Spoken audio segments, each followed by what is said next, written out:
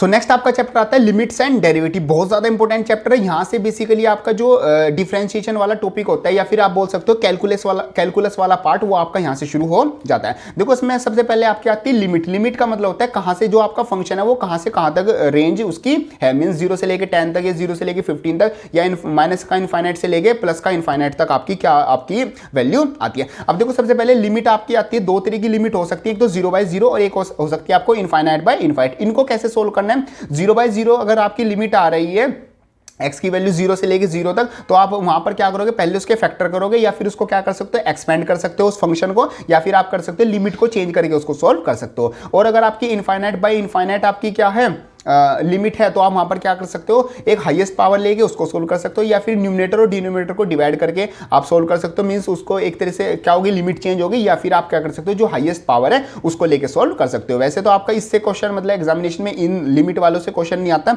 जो क्वेश्चन है वो पूरा आपको डिफरेंशिएशन करने के लिए आता है, जो कि हम आगे समझेंगे। बाकी ये बेसिक सा पॉइंट्स है, मैंने आपको बता दिया। आगे बात करते हैं left hand limit and right hand limit. तो लेफ्ट हैंड लिमिट किसके कोल होती है, जैसे वो होती है हमारे पास, जैसे हमारे पास एक फंक्शन है f(x), तो f(x) किसके कोल आ जाएगा, लिमिट 3 माइनस, मान लो उसकी लिमिट हो गई 3, तो limit 3 negative, means left hand limit किसके कोल निकालेंगे, limit n tends to 0 f(3 minus का h) हम कर देंगे। और अगर वो राइट हैंड है तो हम क्या कर देंगे, 3 प्लस का h कर देंगे। तो अगर लेफ्ट हैंड लिमिट और राइट हैंड लिमिट दोनों आपस में अगर इक्वल आती है तो इसका मतलब हमारी लिमिट क्या कर रही है, एग्जिस्ट कर रही है, मतलब फंक्शन क्या वो है हमारा एक वैलिड आता है।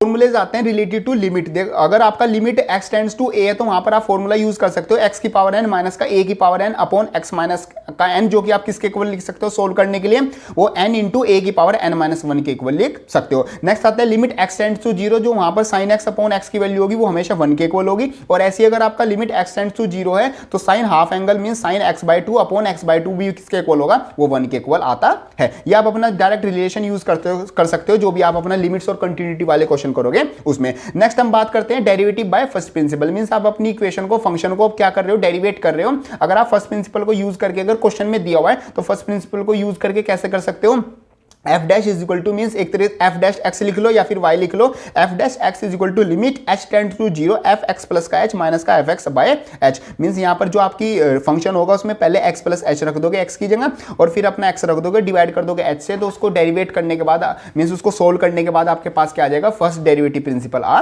जाएगा। नेक्स्ट हम बात करते हैं कुछ डेरिवेटिव्स की, जो कि आपको डायरेक्ट याद भी होनी चाहिए, और ये आपके क्या मतलब जितने भी आप डिफरेंशिएशन करोगे वहां पर आपके यूज होंगे। जैसे सबसे पहले आता है कांस्टेंट का डेरिवेटिव आपका क्या होता है, 0 होता है, और cy means constant into y का डेरिवेटिव, y आपका क्या हो गया, कोई भी फंक्शन हो गया, तो कांस्टेंट आप बाहर ले लोगे और y का आप क्या कर दोगे, dy बाई dx हो जाएगा। ऐसे अगर dx की पावर n बाई dx है तो क्या हो जाएगा, जो पावर n है वो आगे आ जाएगी, मींस x की पावर n1 आपका हो जा जाता है। D by D x, E x का क्या होता है, ई एक्स होता है, लोग एक्स का हमारा 1/x होता है, और ए की पावर एक्स का क्या होता है, ए की पावर एक्स लोग ए हमारा होता है। ये सिंपल से आपके पॉइंट आते हैं। ऐसे आपका लोग अगर आपका क्या हो, बेस ए हो और लोग एक्स बेस ए है, तो उसका जो डिफरेंशिएशन आएगा वो आएगा 1/x लोग बेस ए ई, ये हमारी क्या आ जाएगी, वैल्यू आ जाएगी। ऐसे हमारे ट्रिग्नोमेट्री फंक्शन के आते हैं। साइन का जो डिफरेंशिएशन होता है वो कोस होता है, कोस का माइनस का साइन, टेन का हमारा सेक स्क्वायर, कोट एक्स का हमारा माइनस का कोस स्क्वायर एक्स, और सेक का क्या होता है, सेक एक्स टेन एक्स होता है, और कोसेक का क्या होता है, माइनस का कोट एक्स और कोस एक्स हमारा होता